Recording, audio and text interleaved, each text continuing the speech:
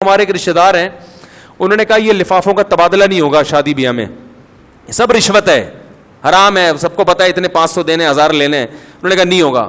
بڑا خاندان میں ہنگامہ ہوا, نفرتیں پیدا ہوئی, لڑائی جھگڑے ہوئے.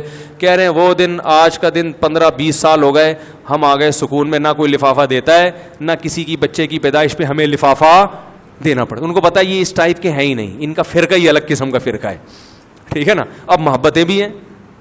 میرے سگے بھائی کی شادی ہوئی تھی تو اس میں مکس گیدرنگ ٹائپ کی, مکس گیدرنگ تو نہیں تھی, سنا تھا کوئی میوزک وغیرہ موسیقی وغیرہ, وہ بعض لوگوں نے زبردستی تھوپ دی. ہمارا خاندان ایسا نہیں تھا تو میں بائیکاٹ کیا, میں نہیں گیا.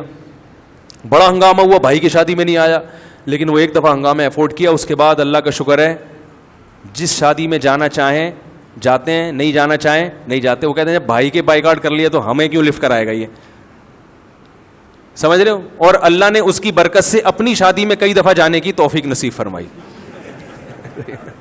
یہ ایک الگ فائدہ ہو گیا, کیونکہ جب انسان میں کانفیڈنس پیدا ہوتا ہے پھر وہ کہتا ہے میں اپنی منمانی زندگی گزاروں گا. اپنی منمانی سے مراد جس کو میں صحیح سمجھوں گا اس کو فالو کروں گا. جب پبلک کی پرواہ نہیں ہے تو پھر دوسری شادی میں بھی پرواہ نہیں ہے, تیسری میں بھی پرواہ نہیں ہے. سمجھ رہے ہو کہ نہیں سمجھ رہے؟ بھائی جب جائز ہے, دلائل سے ثابت کرو, غلط ہے تو مان لیں گے, نہیں ہے تو جاؤ ایسی کی تیسی.